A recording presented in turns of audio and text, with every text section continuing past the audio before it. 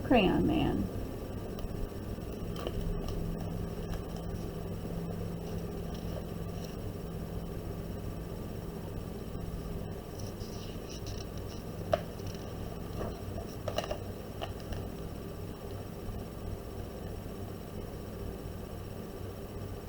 Once there was a man who saw color everywhere. He noticed the yellow-orange petals of the black-eyed Susans in his garden. He marveled at the rich scarlet-red tones of the cardinal's feathers. He admired the deep blue greens of the waves in the ocean. Color made him really, really happy.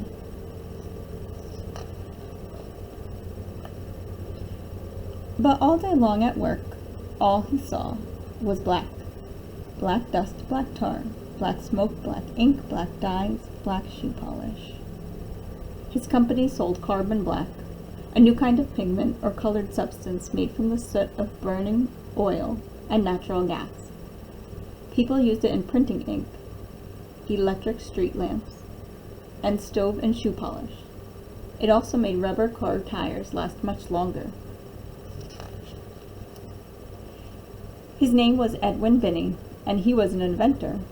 He worked with his cousin C. Harold Smith. Together they were Binney and Smith.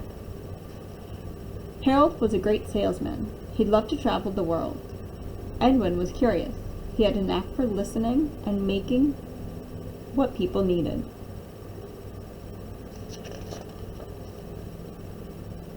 Edwin invented a new kind of inexpensive slate pencil that wrote very smoothly. It was gray. Children loved it. He invented a kind of chalk that wasn't dusty and didn't crumble. It was white. Teachers loved it. He invented a wax crayon that would write on wood and paper packing. It was really, really black. People loved it. Paper was expensive in the 1800s, so children wrote with slate pencils or chalk on slates, small handheld blackboards.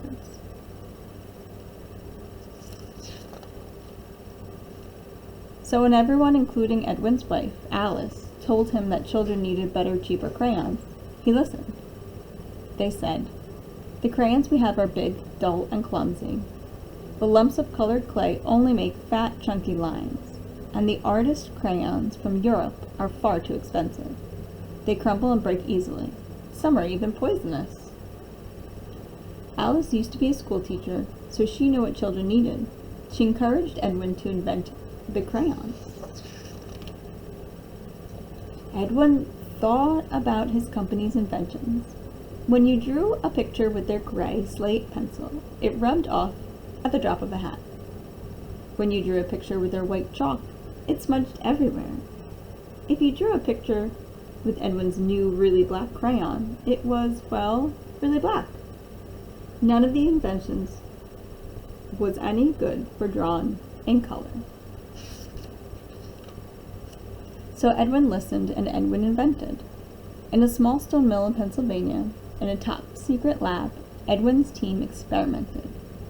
How could they make better, stronger crayons? Melted paraffin wax, perhaps? The first colored crayons invented in Europe were made from a mixture of charcoal and oil, so they broke easily.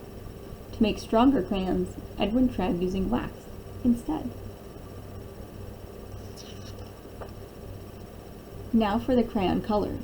Grinding, grinding, grinding up rocks and minerals into fine powders. Mixing, mixing. Slate for gray. Earth for yellow, red, and brown? Perhaps. Oh yes, and lapis for blue. Pounding, sifting, and heating the colored powders. Would they be bright enough? Edwin's team kept on trying. They kept on experimenting. Ground up rocks and minerals made bright pigments for crayons.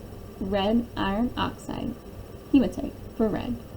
Yellow iron oxide, geothite, for yellow. Various shades of red iron oxide for brown, carbon black for black, and zinc oxide for white. An imported ultramarine made from lapis lazuli for blue. They came home covered in colors. They experimented some more and discovered a pinch of this pigment, a sploosh of that one, a little hotter, a little cooler, and voila! Lots of different shades. Now there were greens, oranges, violets, and pinks too. Edwin came home covered in color. To make orange, green, and violet, chemists blend various pigments and clays. Some minerals changed color when heated, plus the length of time the mixtures were left to cool created different colors too. In a large tub at the mill, Edwin's team measured out the ingredients: melted wax, clay to thicken, something for texture, colored powders, each in just the right amount every time to make a top-secret formula. Slowly, carefully, stirring by hand, they poured their special formula into thin crayon-shaped molds, smaller than any other inventor's, just the right size for a child's hand. The mixture cooled and hardened. Edwin watched, and Edwin waited. Children might eat or chew the crayons and get sick, so Edwin's team experimented to find new, safe, non-toxic colors and materials. Finally, one summer evening in June 1903, Edwin came home covered in color and announced that he'd invented a new kind of colored crayon. But what should he call it? Alice had an idea. She said, "Let's mix the French word cray for a stick of chalk and the word ola from the word oleaginous, meaning oily like the oily texture of the crayon wax, to invent a new word. Crayola. Crayola." Edwin listened. Binney and Smith shipped out the first Crayola crayon boxes: red, orange, yellow, green, blue, violet, brown, and black. 8 colored crayons for only a nickel. Edwin waited. Would children like them? Children did. Now they could draw a tiny green caterpillar or the big blue sky. Their drawings wouldn't smudge and they wouldn't rub out. They were bright and could last a long, long time. By the 1900s, inventors had figured out how to make cheaper paper from wood pulp, so children could now draw on paper instead of just slate. World's Fair, 1904, St. Louis. Excitement over the new colorful invention spread like wildfire. Admirers from far and wide flocked to marvel at Binney and Smith's inventions at the St. Louis World Fair. The company's dustless chalk even won a gold medal. Proudly, Edwin and Harold showed it off, especially on their new Crayola crayon boxes. The Crayola trademark, gold medal, 8 colors, school crayons for educational color works, manufactured by Binney and Smith, New York, New York. Every day, Edwin brought colorful bouquets from his garden to inspire the Crayola team. They made crayons in even more different shades, and later asked children to help name some of them. To celebrate their 90th anniversary, Crayola had a color naming competition. The 6-year-old winner coined Tropical Rainforest. Other color names created by children included Robin's Egg Blue, Tickle Me Pink, and Macaroni and Cheese. At last, because of Edwin Binney, the man who saw color everywhere, who had a knack for listening and making what people needed, children all around the world could reach for just the right shade to draw anything. Sunglow, Wisteria, Jungle Green, Screaming Green, Razzmatazz, Robin's Egg Blue, Wild Watermelon, Marvelous, Purple Mountain's Majesty, Cadet Blue, Lavender, Timberwolf. How Crayola crayons are made today. In 1903, Crayola crayons were made carefully in small lots, labeled and packed into boxes by hand and sold to schools. Today, machines produce an average of 12 million crayons a day.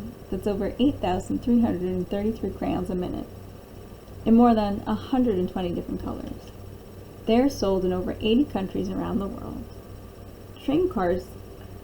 Number 1. Train cars deliver paraffin wax to the Crayola factory in Easton, Pennsylvania. The wax is heated and the clear melted liquid is stored in tall silos, ready to be pumped inside. Number 2. Workers pour colored powders called pigments into vats filled with the liquid wax. Add clay to thicken it, then mix. Number 3. The wax pigment mixture is pumped into a huge mold. It looks like a giant circular muffin tin.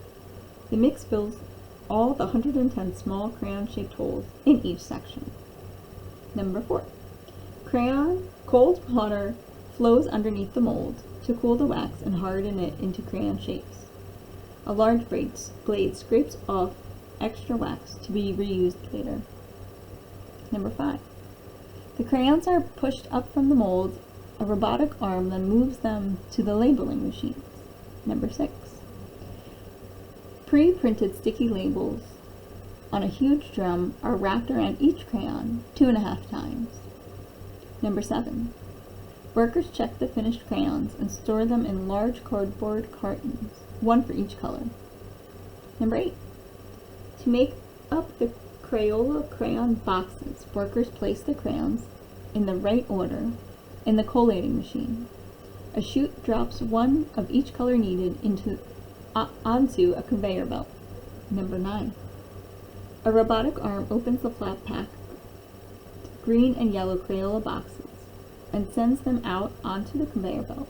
Another arm pushes the collated crayons into each box and closes it. Number 10. The boxes are moved down the conveyor belt to be packed into larger cartons. Crayola ships the finished crayons to the store, and they are sold to you.